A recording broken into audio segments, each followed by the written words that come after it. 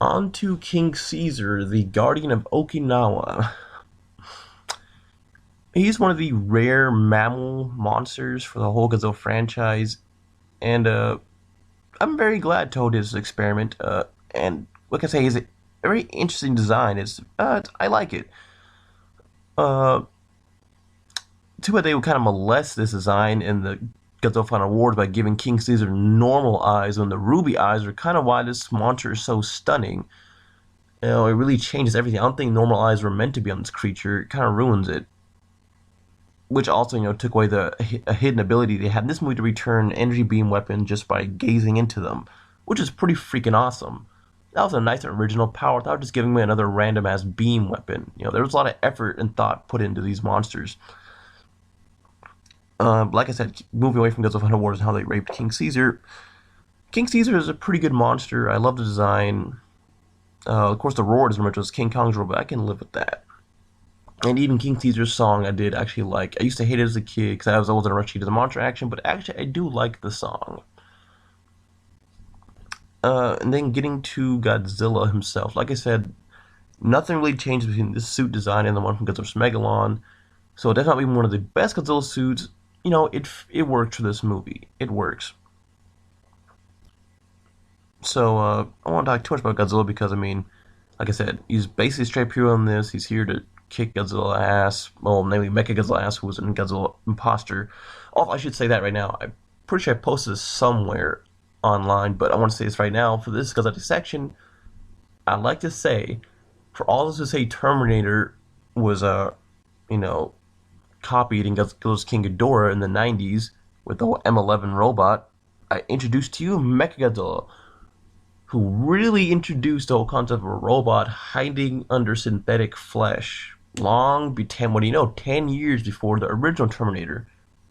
So if anything, they keep borrowing off each other, guys. I just want to say that Schwarzenegger got nothing on freaking MechaGodzilla. He did it first. Okay? He did it freaking first. But enough of the silliness. And let's get to the final aspects of why this movie's so great because, as far as, ideology or anything like that or analogies, movies doesn't really focus on any of that type of stuff. No, this is straight up action, including giving the humans good action to do. And that's one thing you gotta admire about this movie, which Ryu Kitamaru, the director of Godzilla Final Wars, said he was trying to emulate. But, like I said, he should have noticed, these movies didn't include full-on kung fu scenes. The humans don't get captured by the aliens. They usually find a way to get out, and they usually kill off the aliens by usually blowing them up or shooting them. In this case, movie, they shoot them and then blow the base up. Simple, but awesome. Simple as that. You didn't need kung fu scenes, but once again, I'm retracting. So, as far as action goes, this movie has a whole lot for the humans to do, for a shootout scene, and stuff like that, and a little bit of espionage, James Bond feel to it at times. And like I said, the monster action is fantastic. The first battle between Godzilla and MechaGodzilla was awesome because that reveal of MechaGodzilla was one of the best monster reveals of all freaking time. It was just fantastic. Kind of reminds me of the original introduction of King Ghidorah and Ghidorah the Hidden Monster, which is 10 years ago.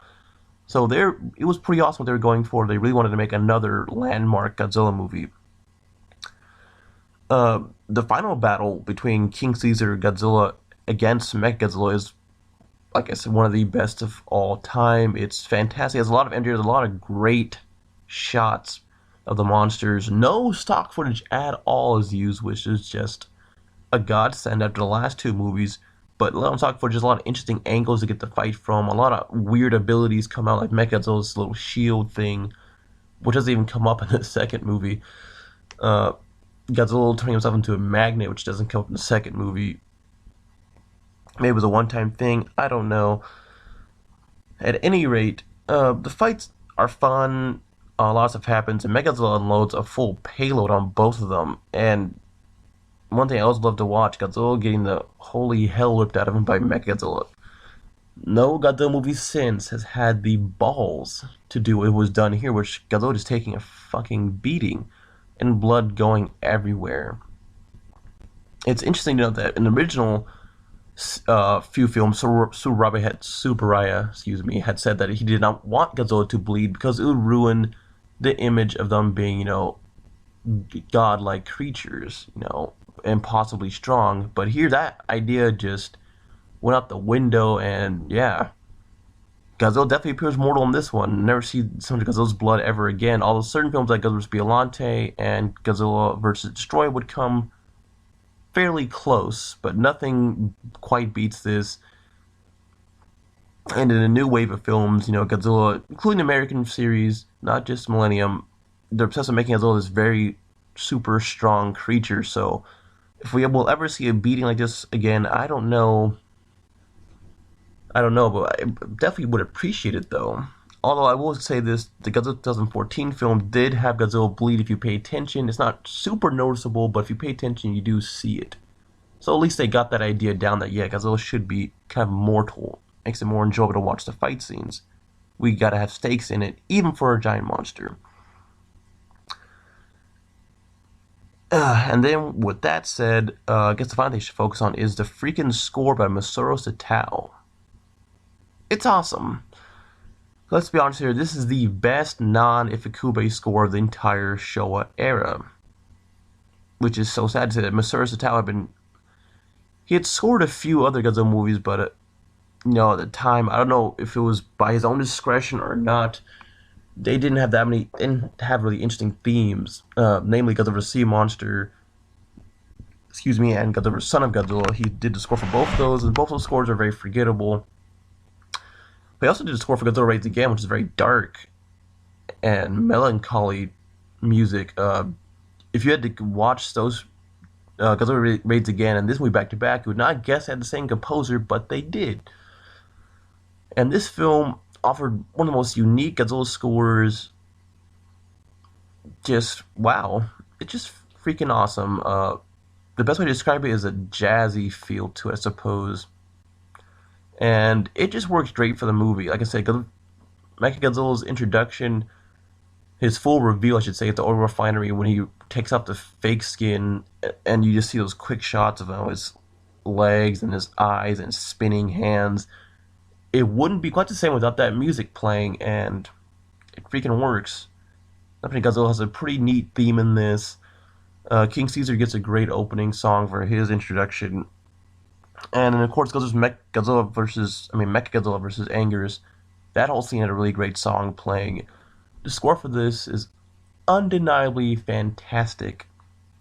It's one of the best non-Ifukube scores. Basically, it is the best of the first 15 films. If it wasn't Ifukube, usually you were disappointed in music, but here I was amazed. I was really freaking amazed.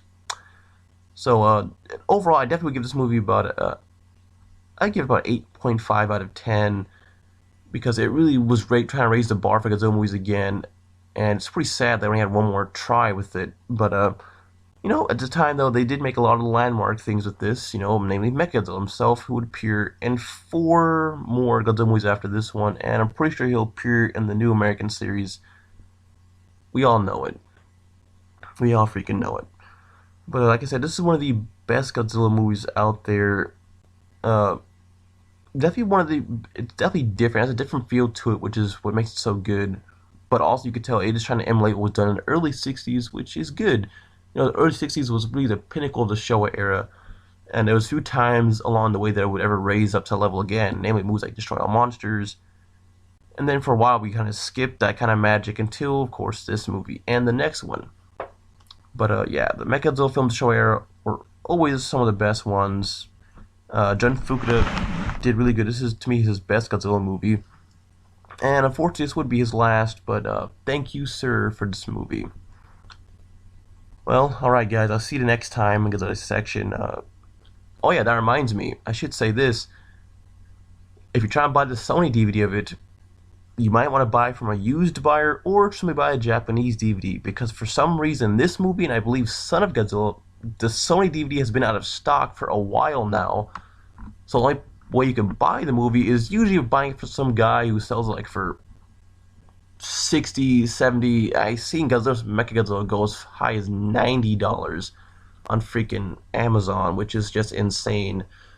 Let me check this real quick, just to be, I want to be accurate, make sure it's still going on, but I'm pretty sure it is. It was kind of a travesty when I bought this DVD a few years back, honestly, for like $10 from FYE, and also I look now, and the resale value, I guess, what you would say is incredible because it like more than doubled its freaking price.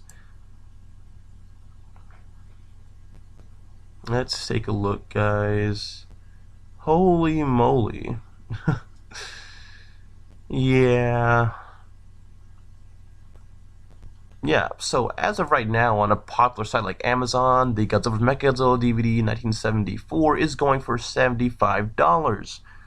And of course, this is still under the very unfortunate, very sad that it's a used DVD, so yeah, it's not even going to be a brand new one. Although they'll say used like new, never been opened, but yeah, $75. So if you have the Sony DVD that you got a while back, hold on to it. Or maybe sell it if that's your type of thing. But as for me, I'm going to hold on to it. I treasure that thing. And the Sony DVD, they did really nice quality as far as, recreating the look of the film. It looks fantastic. It looks like new, basically. That's all I wanted to say, guys. Have a great one.